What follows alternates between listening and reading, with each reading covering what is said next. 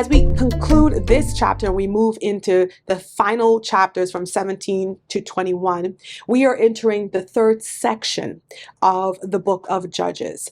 And it's all about the moral failure of Israel. And you might say, well, everything we've been reading before was the moral failure of Israel, right? But there was more of a focus on the judges and what they did and how God used them to bring the Israelites out of that cycle of disobedience, rebellion, apostasy, and into freedom.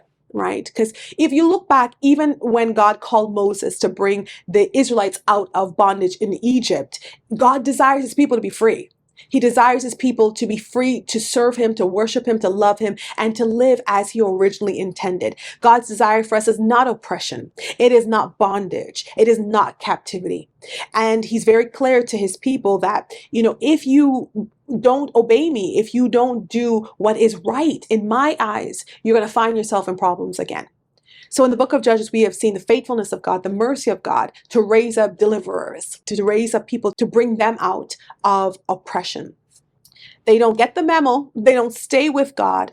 And the reason why is because they have compromised. They have intermarried with the other nations, the Hittites, the Jebusites, the Canaanites, all of those around them. They have intermarried, and they have, as a result, taken on the worship of the pagan gods. When we read the life of Gideon and how even in Israel, the men were very upset when Gideon broke down the high places of an idol. And they wanted to kill him, but his father did not offer him up. So that's to tell you how dark this time was for Israel. They had forsaken the true God and had taken on the idols of the Canaanites. And as we move over to chapter 17, we're going to continue to see how various tribes, they truly have turned their hearts from God. So chapters 17 and 18 are very connected because it presents a description of spiritual confusion and sin in Israel during these days of the judges. And when we get to this part, we're seeing just how desperate and how bad things have really become. There was a man from the mountains of Ephraim, and his name was Micah. So when we are introduced to him, he is having this exchange with his mother because his mother has this money that he has stolen. He stole 1,100 shekels of silver from his mother. She blesses her son for returning the money and explains to him what the money was for. The money was to make a carved image, a molded image on his behalf. So she gives him back the money and takes 200 shekels to the silversmith and makes images or idols that are given to Micah for his house. In Israel, idol worship is very prevalent.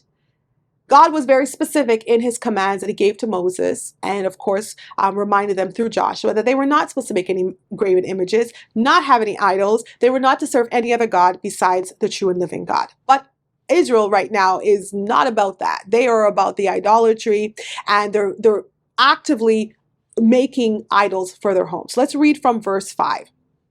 The man Micah had a shrine and made an ephod and household idols.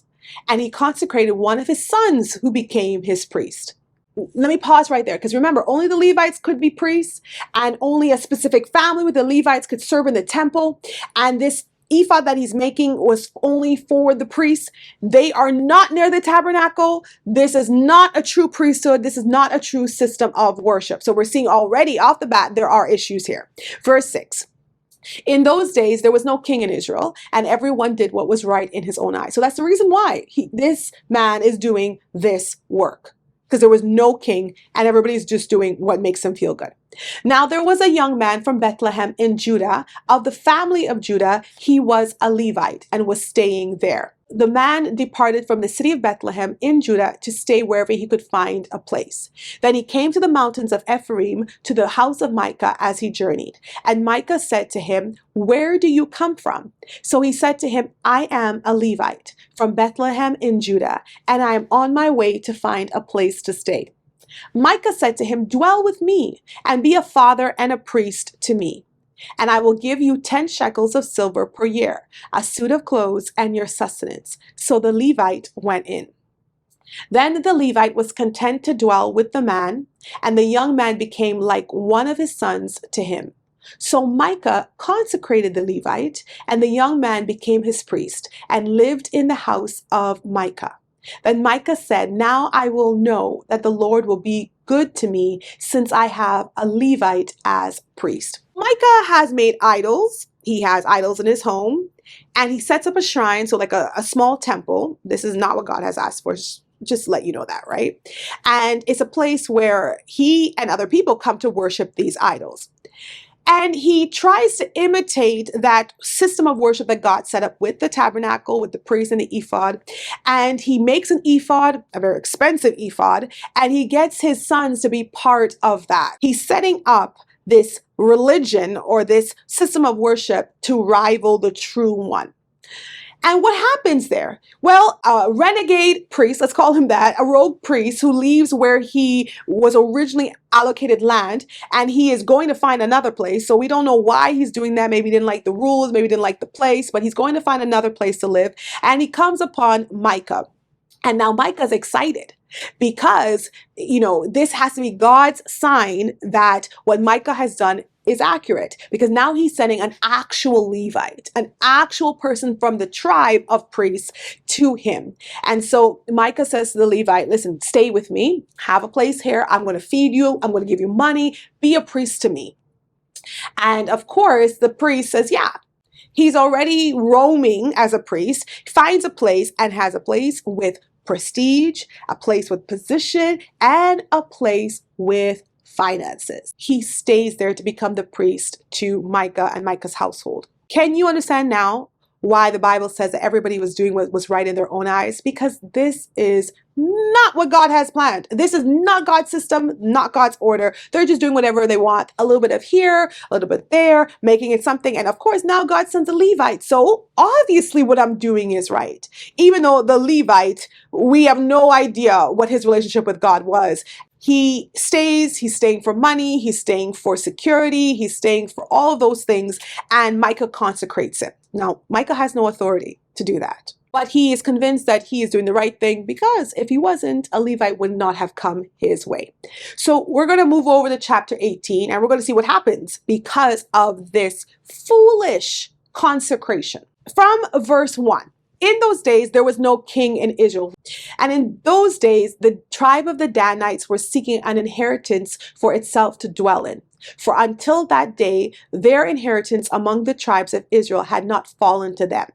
So the children of Dan sent 5 men of their family from their territory, men of valor from Zorah and Eshtaol, to spy out the land and search it. They said to them, "Go search the land." So they went to the mountains of Ephraim, to the house of Micah, and lodged there. While they were at the house of Micah, they recognized the voice of the young Levite. They turned aside and said to him, "Who brought you here? What are you doing in this place? What do you have here?" And he said to them, "Thus and so Micah did for me. He has hired me, and I have become his priest." So they said to him, "Please inquire of God, that we may know whether the journey on which we go will be prosperous." And the priest said to them, "Go in peace.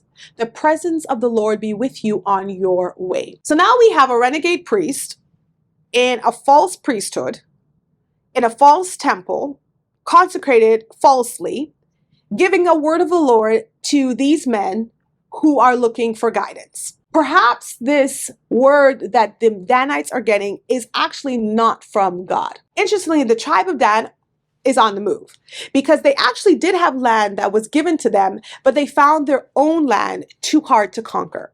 Because God had said through Joshua that the tribes had to actually drive out all of the inhabitants of their portion of land. And so they found their land too hard to conquer, and they're on the move looking for other land, better land. They go to the mountains of Ephraim, and they now come to the house of Micah. I guess Micah's house was a happening place. Everybody's ending up there, right? They recognize the voice of the young Levite, so they might have known him personally, right? Maybe they have met him on their travels before, and they ask him to inquire of God. They want to know, as we go, are we going to be successful? Are we going to be prosperous? The Danites know that they're going to be blessed, and they choose Laish for their city of expansion. This city of Laish was not occupied by the Israelites, but there was an occupation of the Sidonians there. And this was a group that God had told Israel to drive out of the land of Canaan previously. Right? If you go back all the way to Joshua chapter 13 and verse 4. But the Danites see this land and they see that it is good, it's not heavily defended, and they could take it. And especially with the word from the Lord that they received from this renegade priest that, hey, you're going to have great success, go take it, this is your territory, conquer it and live. They get together an army of 600 men to go and fight the men of the city of Laish. And in doing so, they are also adopting Micah's idolatry. So when these men who are the spies for Dan, when they enter into Micah's house and then they have this exchange with the priest that's there, you know that they actually take the carved image, the ephods, and the household image and the mold image. They take everything. And when the priest interjects, it's like, you can't do this, that the Danites threaten him. And they want the priest actually to come with them now and to be their priest. Like the priest now, he's glad too, because he can go with them. They're going to get new territory, new land, and he'll be a priest to a whole tribe, not just a house, Micah's house and a few people around there. But now this Levite will be a priest to a big tribe. And Micah gets to the point where he has to go now and rescue his idols and the priest, right? He has to go and take those things back. But the army of Dan refused to give Micah his gods back, and Micah goes home empty-handed. Not even the priests will go with him. So reading from verse 27.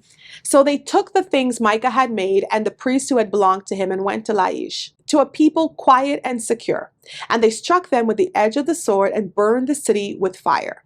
There was no deliverer because it was far from Sidon, and they had no ties with anyone. It was in the valley that belongs to Beth Rehob. So they rebuilt the city and dwelt there, and they called the name of the city Dan, after the name of Dan their father, who was born to Israel. However, the name of the city was formerly Laish. Then the children of Dan set up for themselves the carved image, and Jonathan, the son of Gershom, the son of Manasseh, and his sons were priests of the tribe of Dan, until the day of the captivity of the land. So they set up for themselves Micah's carved image, which he made all the time that the house of God was in Shiloh. All the time the house of God was in Shiloh. So the real tabernacle was in another place, but they had disregarded that. They had adopted the idolatry of Micah, right? So Micah's one bad decision not only influenced him, but a whole tribe who adopted his idolatry. And now they have this city called Dan. So you've seen in chapter 17 and chapter 18, how low can Israel go? There is moral decay, confusion, chaos, idolatry, rebellion. They need deliverance, and they need deliverance from themselves. We're going to continue in chapter 19 with another Levite. So reading from verse 1. And it came to pass in those days when there was no king in Israel, that there was a certain Levite staying in the remote mountains of Ephraim. He took for himself a concubine from Bethlehem in Judah. But his concubine played the harlot against him and went away from him to her father's house at Bethlehem in Judah, and was there 4 whole months. I gotta pause for a second, because remember, Levites were not supposed to have concubines. Even when they got married, they had to marry virgins. So we're seeing already that there are issues in this relationship. From verse 3, then her husband arose and went after her to speak kindly to her and bring her back, having his servant and a couple of donkeys with him. So she brought him into her father's house, and when the father of the young woman saw him, he was glad to meet him. This exchange we see between the Levite and his concubine is going to set us up for what happens later on in the chapter, especially between the Israelites and their enemies. So when the Levite goes to the father's house, the father is actually happy to see him. He shows him generous hospitality, and they're actually going to leave to return to the Levite's house, but because of this hospitality, they end up staying 1 more day. And we're going to see what happens because of this extra day that they stay. After they leave the concubine's father's house to return to the Levite's home, they are on their journey and decide to spend a night in Gibeah. It's a city that belongs to the tribe of Benjamin. And they are going from Bethlehem in Judah right back to the mountains of Ephraim, and Gibeah is on the way. They know that they're going to be safe in Gibeah because it belongs to the tribe of Benjamin, it's a city of Israel. No one allows them to spend the night with them. All right. So no one extends hospitality to them. There's only one person who is willing to accommodate them, the Levite and his concubine. And he does so because he's a man from their own region. So as they are with that person who is extending the hospitality to them, something happens that really changes the course of the Levite and the concubine's life. So reading from verse 22. As they were enjoying themselves, suddenly certain men of the city, perverted men, surrounded the house and beat on the door. They spoke to the master of the house, the old man, saying, "Bring out the man who came to your house, that we may know him carnally." But the master of the house, went out to them and said to them, "No, my brethren, I beg you, do not act so wickedly. Seeing this man has come into my house, do not commit this outrage." Pause. The men of the city come to this man's house and they want the Levite to come out so that they can have sexual relations with him. Reminds you of Sodom and Gomorrah. It reminds you of why God destroyed that city back then. The person who owns the home is like, "No, please do not do this. This is wickedness." And he offers a solution from verse 24. "Look, here is my virgin daughter and the man's concubine. Let me bring them out now, humble them, and do with them as you please. But to this man, do not do such a vile thing." But the men would not heed him. So the man took his concubine and brought her out to them. And they knew her and abused her all night until morning. And when the day began to break, they let her go. Then the woman came as the day was dawning and fell down at the door of the man's house where her master was, till it was light. When her master arose in the morning and opened the doors of the house and went out to go his way, there was his concubine, fallen at the door of the house with her hands on the threshold. And he said to her, "Get up and let us be going." But there was no answer. So the man lifted her onto the donkey, and the man got up and went to his place. When he entered his house, he took a knife, laid hold of his concubine, and divided her into 12 pieces, limb by limb, and sent her throughout all the territory of Israel. And so it was that all who saw it said, "No such deed has been done or seen from the day that the children of Israel came up from the land of Egypt until this day. Consider it, confer, and speak up." This whole scenario that we see shows us how dark the hearts of Israel had become, how devastating the situation was, that this woman was repeatedly raped and died as a result of her injuries. And then her husband takes her body and cuts it up and sends out a piece to each of the tribe as a witness to what has done. The only thing good that has come out of this is that when he sends it out, now the people of Israel are wondering what has happened and who has done that. That's the only thing good has come of that. It kind of shook them to their senses. But can you imagine how grotesque this must have been? How deeply disturbing this was in the history of Israel. And that brings us over to chapter 20, where we're going to see what happens because of this crime done against this woman.